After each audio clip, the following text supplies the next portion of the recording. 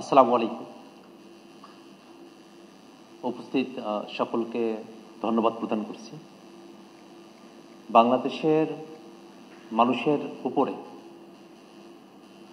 যে জুলুম, নির্যাতন, নিপীড়ন, যে অত্যাচার, গুম, খুন, ক্রসফায়ারের মতো ঘটনার মধ্য দিয়ে আমাদেরকে বিগত সময়ে আমাদের রাজনৈতিক অ্যাক্টিভিটি পরিচালনা করতে হয়েছে, সাধারণ মানুষের জীবন যাপন করতে হয়েছে, তার একটা বড় ধরনের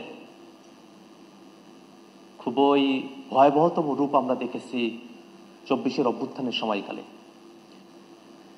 আমাদের ভাইদেরকে নির্বিচারে গুলি করে হত্যা করা হয়েছে, আমাদের বোনদেরকে পেটানো হয়েছে, অসংখ্য মানুষকে গ্রেফতার করে ফেলা হয়েছে এবং জাতিসংঘের ফ্যাক্ট ফাইন্ডিং রিপোর্টে যে মানবতা বিরোধী অপরাধের প্রমাণের কথা বলা হয়েছে তার সব কিছুই আসলে সে সময়কালে সংগঠিত হয়েছে। আজকের মূল আলোচনার জায়গা হলো কিভাবে জাতিসংঘের ফ্যাক্ট ফাইন্ডিং রিপোর্টের যে সুপারিশগুলো আছে সেগুলোকে আমরা বাস্তবায়ন করতে পারি। মোটা দাগে জাতিসংঘের রিপোর্টের মধ্যে বাংলাদেশে একটা প্রোফাউন্ড রিফরমেশন দরকার আছে, এই কথাটা সেখানে বলা হয়েছে। বাংলাদেশের রাষ্ট্র কাঠামো এবং বাংলাদেশের সংবিধান, সেখানে যে সাংবিধানিকভাবে একটা বৈষম্যের জায়গা তৈরি করে ফেলা হয়েছিল সেই জায়গা থেকে বেরিয়ে আসার কথা বলা হয়েছে।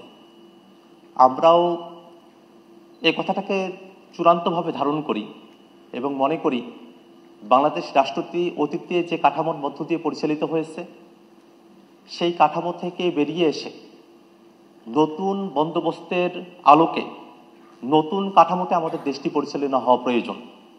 এবং এই কারণেই আমরা আমাদের দলের তরফ থেকে ঐকমত্য কমিশনে সংস্কারের যে প্রস্তাবগুলো আছে সেগুলোর প্রতি আমরা আমাদের সমর্থন ব্যক্ত করেছি। অনেকগুলো জায়গাতেই মৌলিক সংস্কারকে যেন আরও বাস্তবায়নযোগ্য করা যায় সে ব্যাপারে আমরা আমাদের বক্তব্য রেখেছি। এবং আমরা দেখি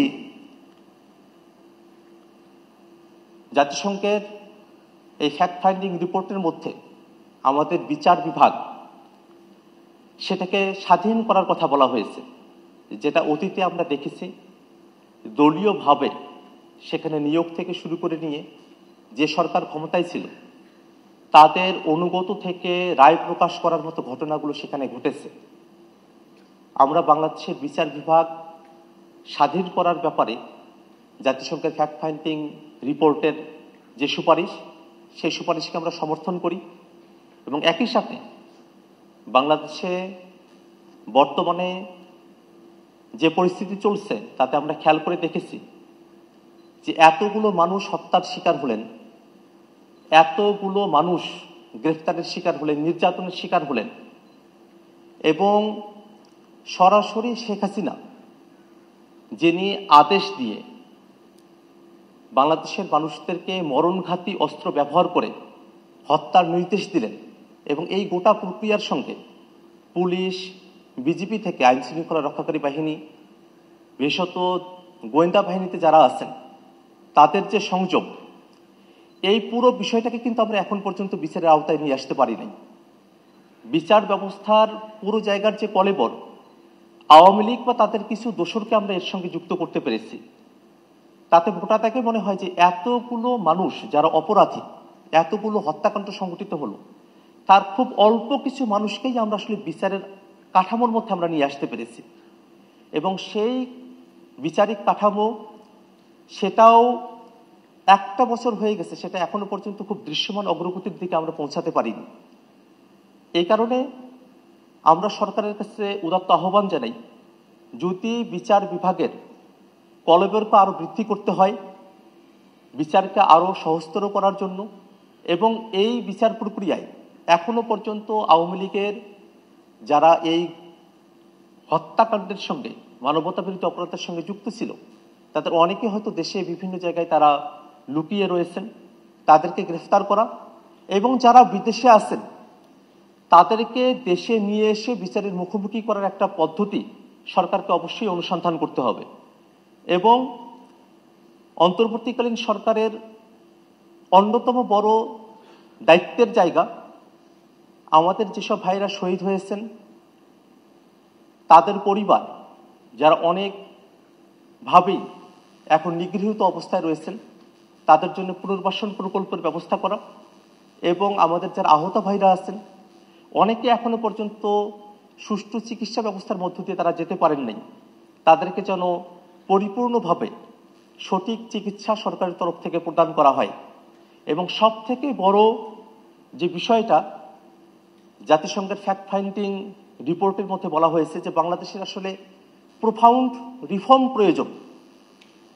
আমাদের আসলে রাষ্ট্র কাঠামোর একেবারে নীতিগত জায়গা থেকে শুরু করে নিয়ে প্রায়োগিক জায়গা প্রত্যেকটা জায়গায় যে সংস্কারের প্রয়োজন সেই সংস্কারের ব্যাপারে এবং যারা গণহত্যায় নানাভাবে যুক্ত থেকেছে বিভিন্ন বাহিনীর এবং আওয়ামী লীগের দোসররা, আওয়ামী লীগের নেতাকর্মীরা, তাদেরকে যথাযথভাবে বিচারের আওতায় নিয়ে আসার জন্য আমরা সরকারের কাছে সুপারিশ করছি এবং জাতিসংঘ ফ্যাক্ট ফাইন্ডিং রিপোর্ট যারা এই গোটা প্রক্রিয়ার সঙ্গে যুক্ত ছিলেন তাদেরকে নানাবিধভাবে বিতর্কিত করার চেষ্টা করা হয়েছে। আমরা অতীতেও সেই বিতর্কগুলোকে খণ্ডন করার চেষ্টা করেছি। ফ্যাক্ট ফাইন্ডিং রিপোর্টকেই একটা ট্রায়াল আকারে উপস্থাপন করে সেখানে আওয়ামী লীগের কারো বক্তব্য নেওয়া হলো না হলো সেই প্রসঙ্গগুলো নিয়ে আসা হয়েছে। আমরা বস্তুতেই মনে করি যে সেগুলো শুধুমাত্রই বিতর্কিত করবার উদ্দেশ্যেই অযাচিতভাবে সেই তর্কগুলো নিয়ে আসা হয়েছে। ফ্যাক্ট ফাইন্ডিং রিপোর্ট সেটা কোনো ট্রায়াল প্রসেস নয়।